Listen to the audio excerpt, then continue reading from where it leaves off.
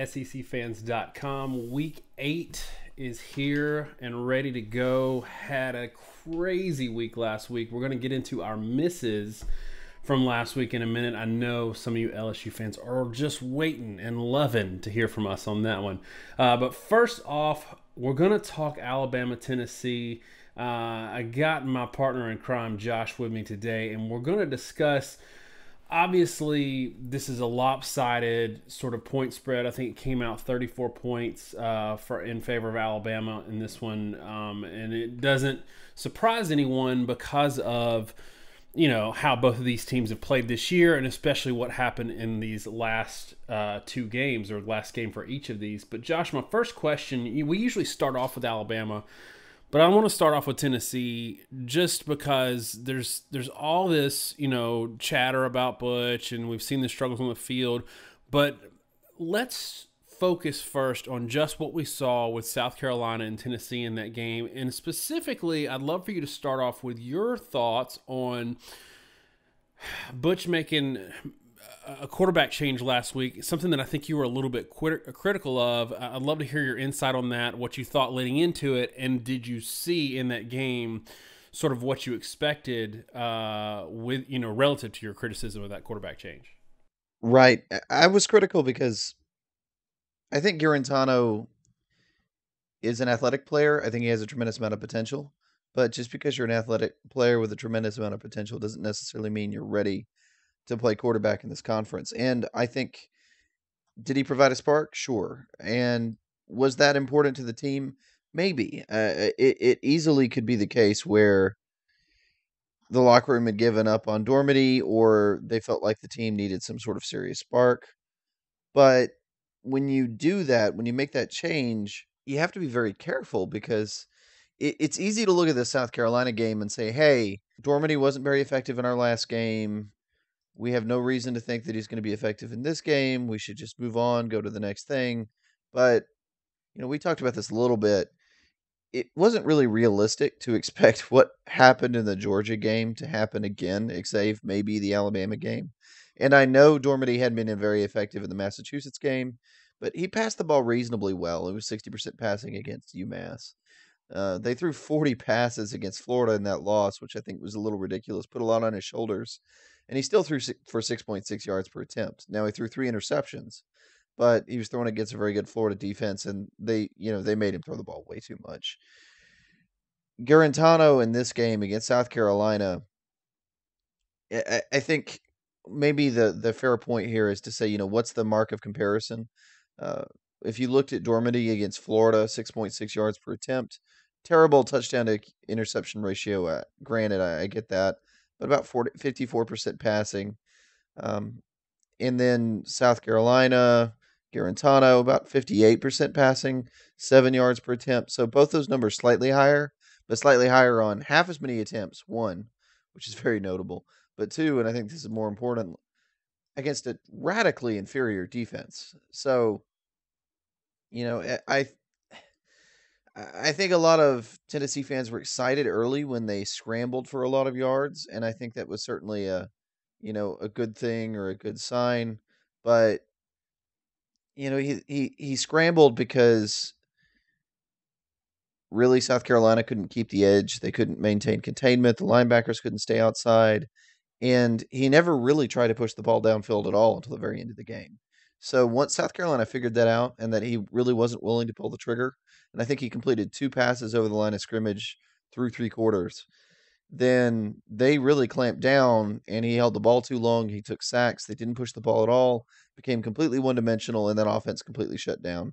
So I'm not sure. I mean, you can say that Guarantano's scrambling and running ability got them 9 points, but I think it also got them shut out over the remaining 3 quarters, up until the end of the game, where really just through the circumstance he was forced to throw, and he suddenly looked good, like a lot of young quarterbacks do in the 2-minute offense, where it's simple reads and it's fast trigger, and it's just pure throwing ability. And you can see a little bit of potential there, but you can also see, I think, mentally where he isn't quite ready. Yeah, and I think that's it's sometimes unfair when you throw a backup quarterback or a young guy in the mix in that sort of situation against a prevent defense where they make a couple of throws and everybody says, look, this validates our decision. Um, and I know we don't do a whole lot of coach speculation here, but I'd love for you to touch on what you think about this move to change quarterbacks.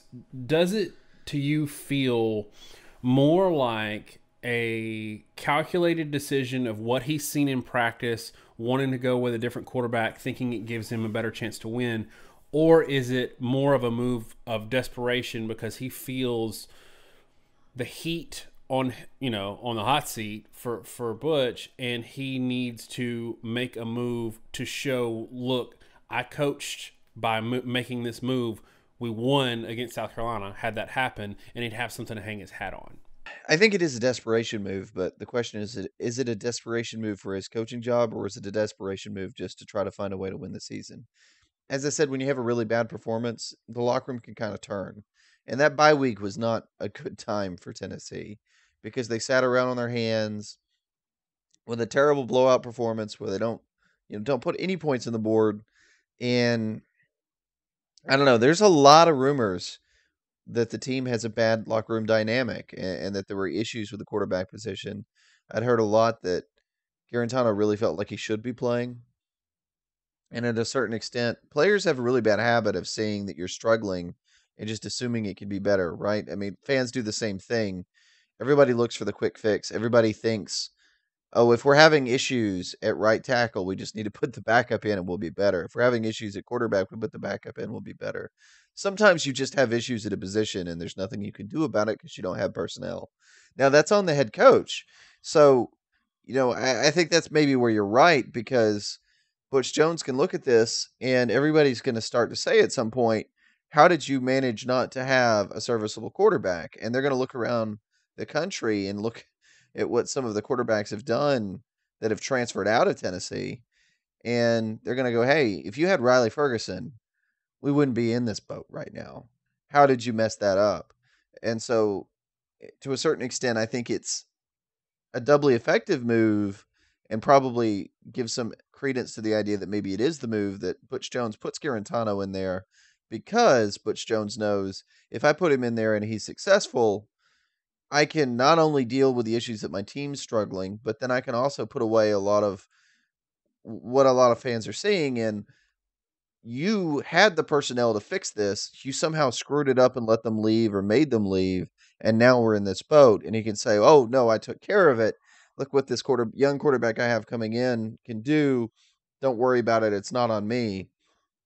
And I think to a certain extent, the fans did feel like Garantano was a spark of hope. But again, I have to step back a little bit and I'll repeat and throw some figures out before we, beat this to death. But South Carolina gave up 7.7 yards per attempt to Missouri. They gave up 8.5 yards per attempt to Louisiana Tech, 6.5 to Kentucky, 5.9 to Texas A&M. Is 7 yards per attempt higher than those figures?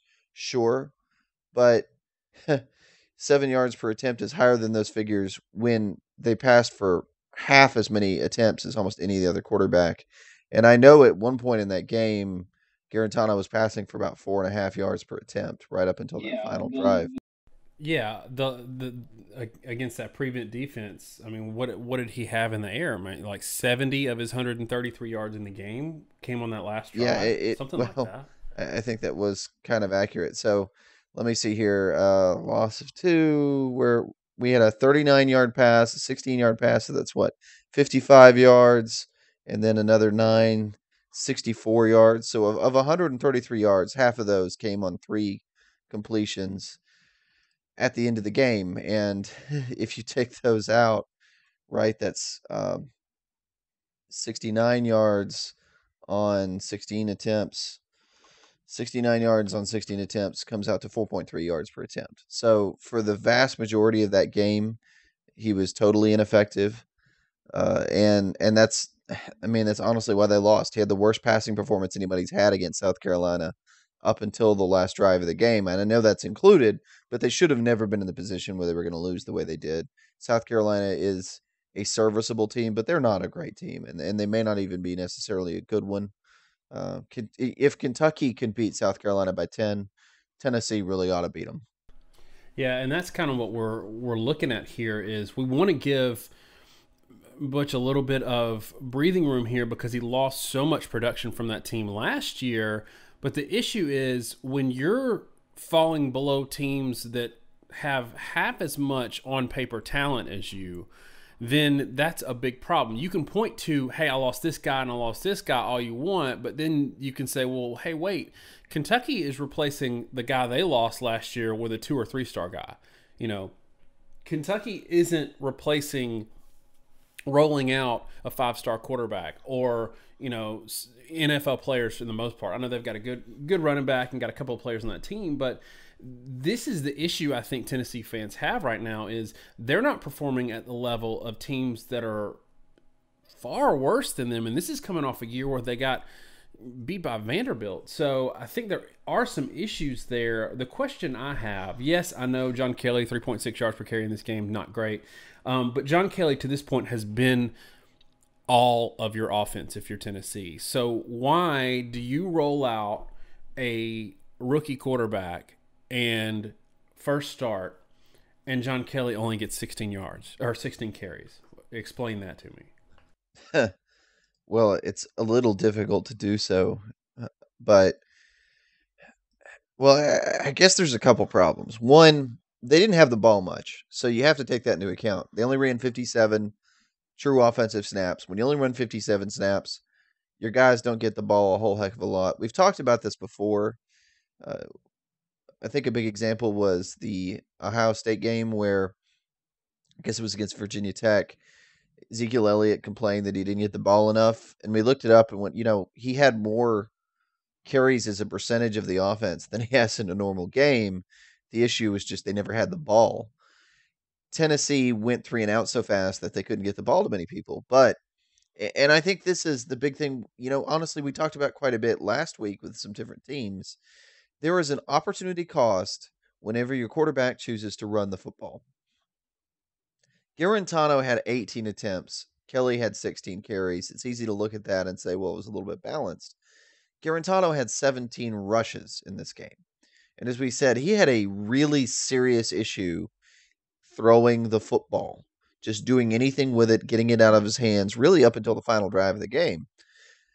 Guarantano ran the ball more than Kelly did, and I don't think many of those were really designed. A lot of them were scrambles. A lot of them were, several of them were sacks.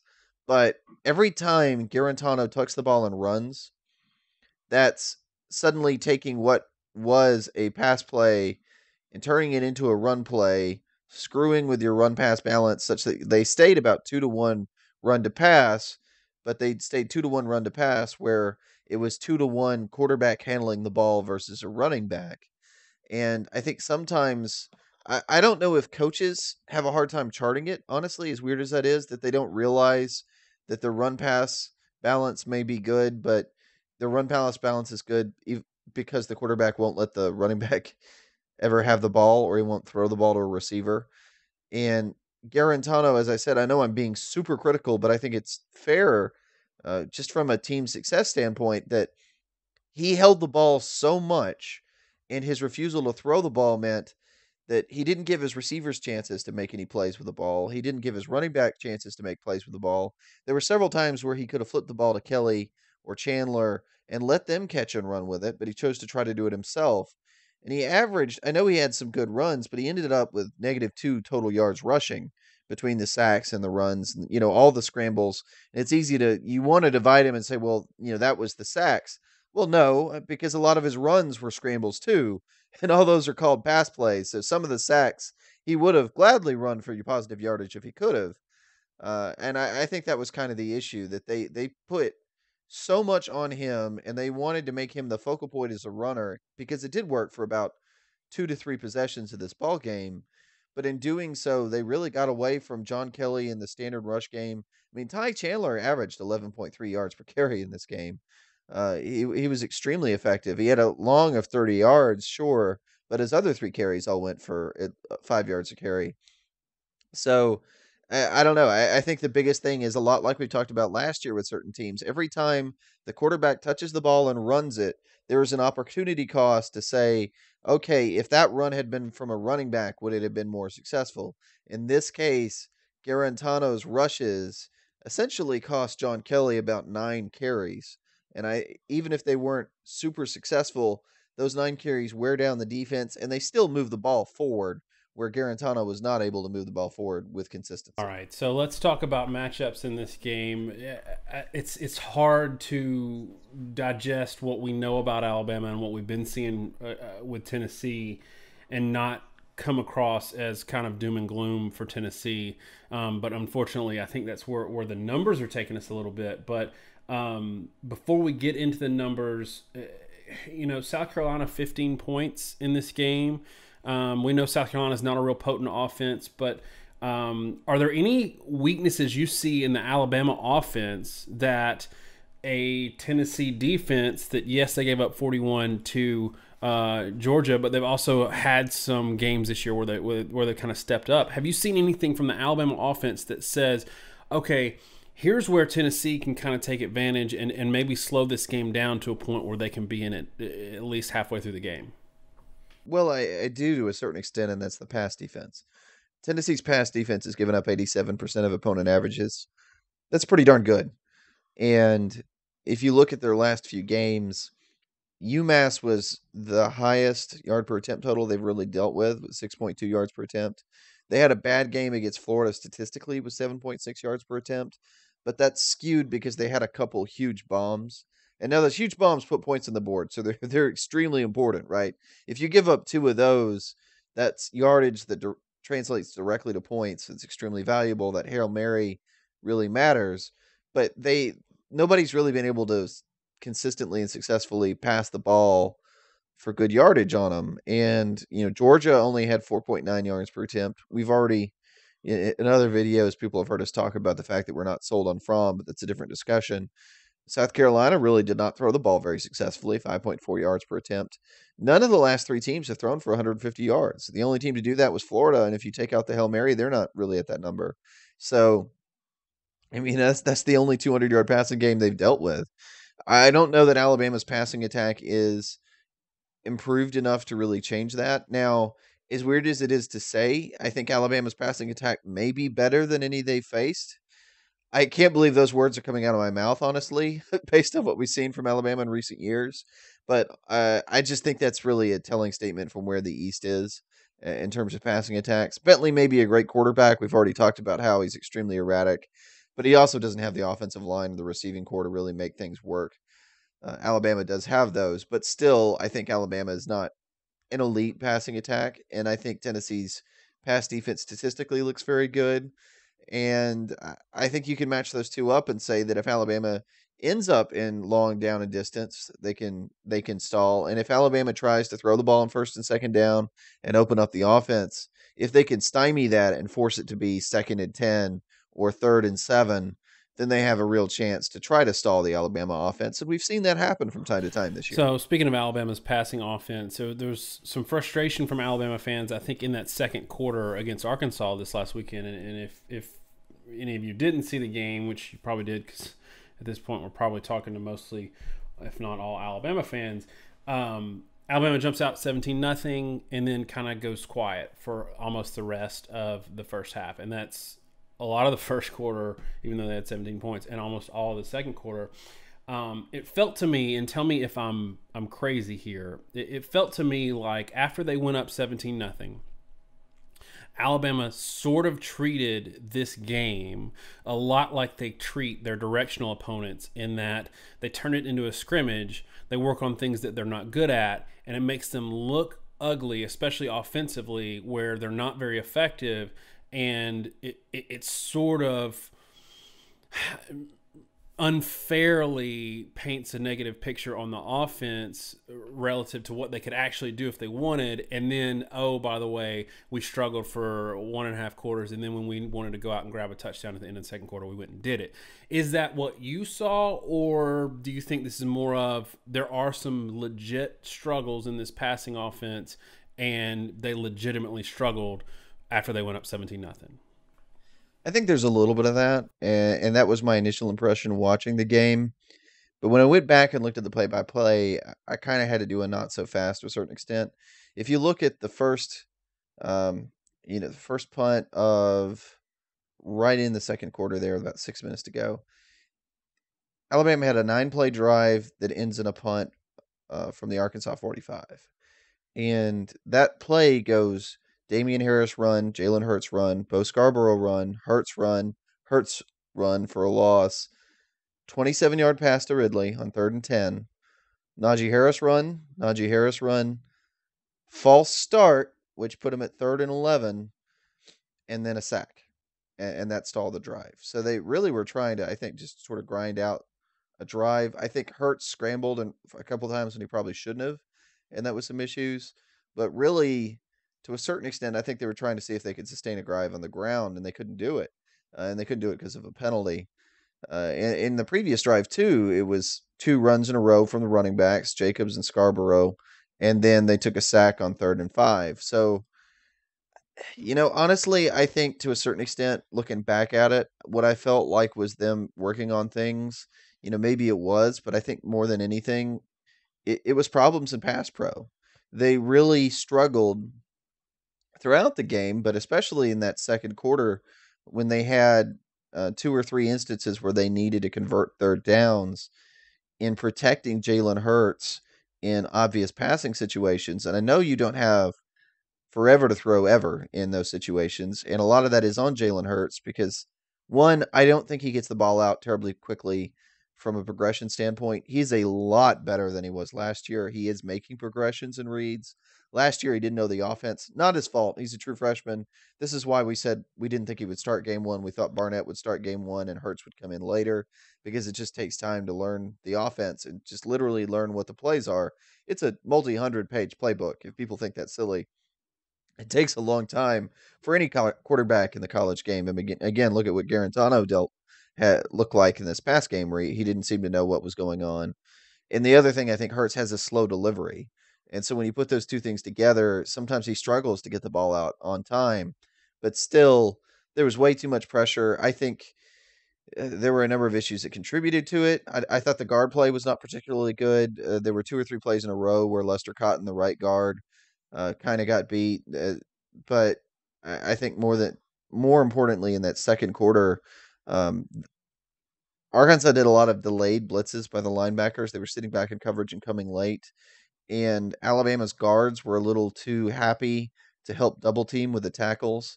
And in particular, there were 2 plays where Ross Pierschbacher helped Jonah Williams on a defensive end, and Arkansas brought a delayed blitz from an inside linebacker, and Pierschbacher was totally out of position or didn't even see the guy coming over the middle. And the center was engaged with the nose tackle, and the running back had to come up and get a block. And something we've noted before, it seems like some of those really big blacks that everybody would think would be great pass protectors because they're so big actually struggle in pass pro. And I think they struggle because they just don't have quick enough feet to reposition. And there was one of those plays in particular where Bo Scarborough tries to get the guy that Pierschbacher, who was actually free on the play, probably should have gotten.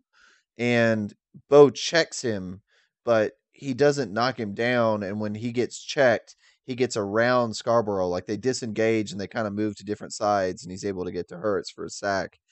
And I think that was the biggest issue looking back at it. I thought it was scrimmaging, but I really think it was every one of those drives pretty much. They hit a 3rd and long play, and I'm going to confirm because I think that's true. Yeah, they had a 3rd and 5 where they took a sack. So that that ended the first drive. That was the first punt of the game for Alabama. Second punt, get all the way down, take a false start, 3rd and 11, take a sack. That ended the drive.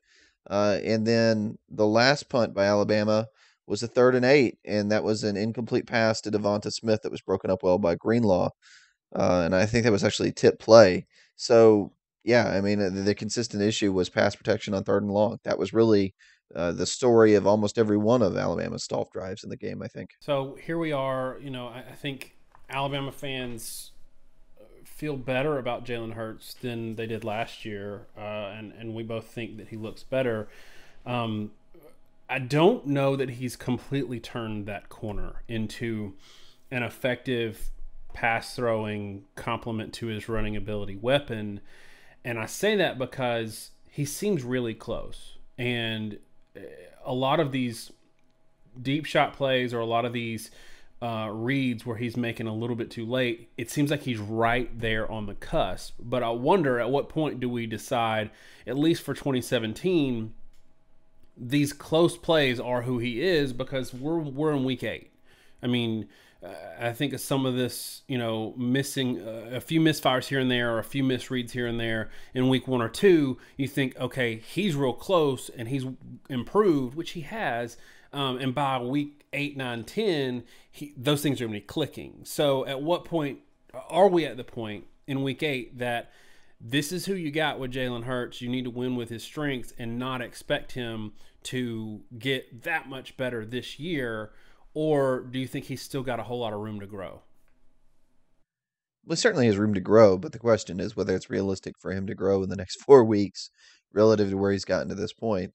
And I think the first point there is Jalen Hurts is way more effective when you're running RPOs, when you get him outside the pocket, and because it strains the safeties in the secondary and lets him make easier throws. To a certain extent, you talked about scrimmaging. There's truth to that, in the fact that they kept him in the pocket and they made him make throws from the pocket because there's teams that are going to scheme to do that, and they wanted to see how he handled it. And he's improved to a certain extent there. But I think every time they play a good team, there's going to be a lot of the Jalen Hurts run game in there, and they're going to do that and play to their strengths in the run game to try to complement him and let him be more comfortable throwing the ball so that he can be more successful. But I think the biggest thing that may help Jalen Hurts through the end of the season, it isn't Jalen Hurts, it's the receivers. And Kirk Herbstreit talked on this a little bit, but I think it's probably greatly underrated. And Herbstreit noted the fact that people are going to be really surprised. Those freshman receivers are truly special. Judy and Ruggs and Devonta Smith are more explosive and more consistent at getting separation than a lot of the starters Alabama's played with for much of the season. I think Cam Sims' size is an issue for certain teams in theory. They haven't really been able to translate that well. A lot of that's on Hurts because he honestly just doesn't throw the fade very well. But Robert Foster in the A&M game, I mean, he made that a close game with some of his mental errors. And there was a point in the Alabama Arkansas game about halfway through the game where they throw a fade to Foster, and Foster just gave up on his route. He just quit, and he actually had his guy beat. And Hurts threw a pretty good ball, and Foster had just let off about 15 yards downfield. We did not see Robert Foster for the rest of that ball game. I'm not sure if he ever played again. I was looking for him. I didn't see him, and he may have played a couple snaps because sometimes with weird camera angles ESPN plays with, and I want to repeat that ESPN's camera angles drive me insane sometimes in these small games because they're so close to the line of scrimmage you can't see what's going on downfield. But Robert Foster didn't really play much in that game. They transitioned, and for the second half of that ball game, really for the last 2.5 quarters, your starters at receiver for Alabama were Calvin Ridley, Jerry Jeudy, and Devonta Smith. And I don't mean they rotated him in because Ridley was the number one receiver. That was clearly meant to be the number one receiving core. I think Jeudy and Smith are passing Sims and Foster, and I think they're passing them because, frankly, they're more productive. They're getting open better. They're catching the ball better. Jeudy gets a lot better separation, catches the ball cleanly out of the air. Smith has very good hands for what we have been able to see, but they really just haven't had a great opportunity to get in the ball. And then Ruggs has been an absolute machine at scoring the football. So I think the biggest thing that may help Hurts in the last 4 weeks of the season, and I say this because you need something that's truly different to make a change that fast, and it's that he's going to be throwing, I think, to different receivers. I think those young receivers have gotten to the point where they're going to be a major focal point of the first string offense. And unfortunately, maybe to the detriment of some of those seniors that I know were trying to in a money year, but I think Saban excused Foster's performance somewhat in the A&M game because I know Saban, and I've heard him say this many times, he doesn't give too much criticism on physical mistakes. That you don't catch the ball cleanly or that you get hit and fumble. He doesn't love it if you're not protecting the football, but those things are bang bang plays where you're trying to make something happen and you make a physical error. But stuff like you give up on a route where you don't show mental toughness in a game where you clearly know that you need to perform, he has a very short leash with that. All right, so I think we know what we're gonna get with Tennessee and what we're going to get with Alabama. It's week 8. We've seen enough from both of these teams, and Vegas has obviously seen that as well with the Bama laying 34. So, does our model agree with that? Let's get into the numbers and let me know if you agree with the model. Yeah, our model agrees with that. Um it is Tennessee 3, Alabama 44, give or take. And again, this is one of those where the model does not like shutouts because the way my math works in the model, there's a certain point where if I plug a 0 in for a Tennessee score against Georgia, it causes a division by 0. So I have to give them a point or a half a point or a tenth of a point. Depending on how you do that, that actually drops Tennessee score all the way down to 0. And I don't think it's surprising, right? Georgia, Tennessee's 41-0. Alabama, Tennessee is right at the same mark. Alabama's expected to score just ever so slightly more. And yeah, I mean, the story of this ball game is the story of a lot of ball games for Tennessee and Alabama. Alabama holds teams to 58% of their run defensive averages. That's insane. We talked a lot that number was going to keep going lower because they were holding teams for about the minimum amount you can possibly hold them to. They just hadn't played many good rush offenses, and they'd had a backups in a lot. But they're still holding teams to 2.3 yards per carry. Tennessee, on the other hand, holding teams to 5.4 yards per carry, but they're playing teams that only average 4.6. It's 118% of opponent rush averages. That's not good. I think both these teams are solid against the pass. Alabama is proving to be very good, 75% of opponent pass averages. Honestly think this is probably the best Alabama secondary in years against the pass. They struggle a little bit on perimeter runs because they're not as big. That's why Saban likes those bigger corners. Those bigger corners do sometimes have issues turning and tracking the ball because they're so big, but they play the ball better in the air this year as a result. Tennessee's pass defense, we already talked about, 87% of opponent averages is pretty good. But again, like a lot of games, the Arkansas game was another one with Alabama. If you can't stop the run straight up, you're not going to beat Alabama. And when your predicted rush average here between these two teams is 2.3 yards per carry for Tennessee and 7.7 for Alabama, that has the absolute recipe for a repeat of the Georgia game. It is what it is. The model supports it, and I think a 41 nothing score is right back on the books again. I think. And the one thing I will say with that though is Guarantano in his element. If they put him in instead of Dormady, I know Dormady turned the ball over a lot against Georgia, but there was some threat of the pass. I actually could see Guarantano being a worse quarterback than we saw in the South Carolina game because he could scramble for positive yardage. I know sometimes it gives Alabama issues, but Alabama's not going to fear Tennessee's passing attack whatsoever. And we haven't really seen what Tennessee has to do when they're behind by 2 or more scores with a freshman quarterback.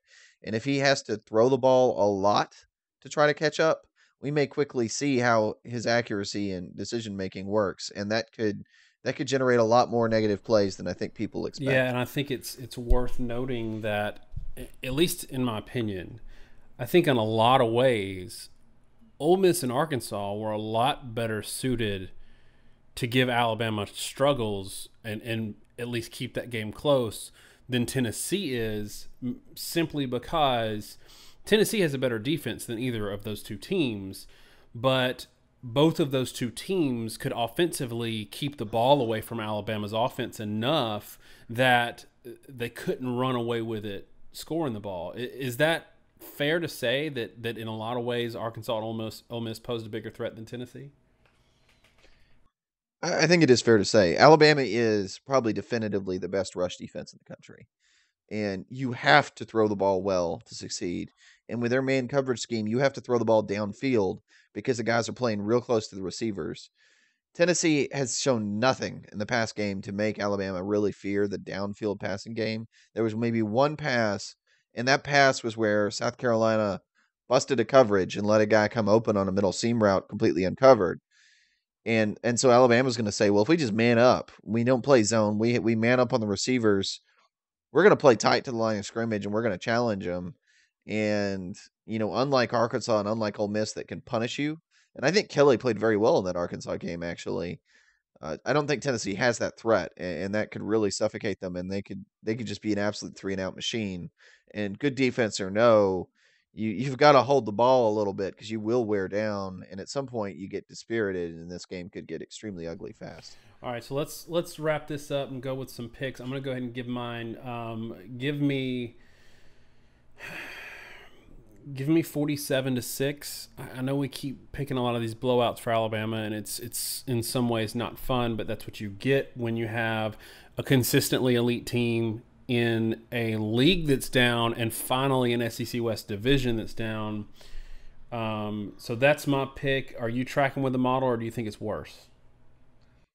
I think little bit like last year. I think it may be worse, and the biggest reason to me, and this is just pure gut, but I think Alabama's going to get ahead. I don't think Tennessee's going to move the ball at all. I don't think Tennessee scores in this game. And then the question becomes what happens late. If they're down 40-0, I don't see the defense really having much spark, and I fear Tennessee's going to quit on their coach. And if that happens because of Alabama's depth at running back, this is just going to continue to get out of hand, and a lot like the long Bo Scarborough touchdown late last year, same sort of stuff's going to happen. Alabama just has way too many tailbacks capable of making plays like that when they have their second and third string in. I think this game may be. I'm going with 56-0. I think this one's going to get out of hand early, and then it's going to stay out of hand late. 56-0.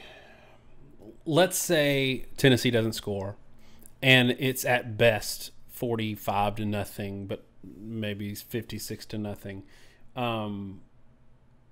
What do you give out of 100% chance? Like let's say this game's 49-zip. What's your percent chance that Butch doesn't coach the next game for Tennessee? Oh no, I mean if he loses this game 56-0, look, every Tennessee fan knows they're probably not going to win this ball game. It's expected, but that doesn't necessarily mean they're going to be okay with it when it happens. I don't think they fire him coming off the tarmac, losing to Alabama, because it is, they'll be at that point they'll be 3-4, which is really rough, but it's an expected 3-4. And if you look at the rest of the schedule, Kentucky, Southern Miss, Missouri, Vanderbilt, Missouri and Vanderbilt are extremely bad, and you probably ought to beat Southern Miss too. And as many troubles as they've had, Missouri and Vanderbilt are still worse. And so those are 5 wins. You beat Southern Miss, you get 6, you make a bowl game. I still think they're going to need to drop one of those for them to lose Butch Jones in the middle of the season. You don't ever want to fire your coach midseason. And I think the Kentucky game is the pivotal one, really. I think coming out of this one, they're going to be angry mobs, and he's got to beat Kentucky. And if he loses against Kentucky, that is when they're going to fire him midseason. But I don't think it's going to happen against Alabama because, frankly, Alabama's number 1 in the country. They've been blown out by Alabama a lot of times with some very good teams. And, you kind of hate to say it, but you get a tolerance to it. And I just don't think the expectations are such, unlike South Carolina, where they thought they should win the game, that people are going to be too angry, even in a massive blowout. So I don't know that there's much else to say about this game. And it's unfortunate because this has been such a huge game for generations, Alabama, Tennessee. And you get the feeling that even Alabama fans aren't super excited about this game like they have been in the past. And I think we're seeing this across the board in college football, especially with now just Alabama and Georgia kind of being holding, on as being elite teams in the SEC. These huge disparate numbers in scores, it's just going to get worse, and it's causing a lot of disinterest in games that used to be massive.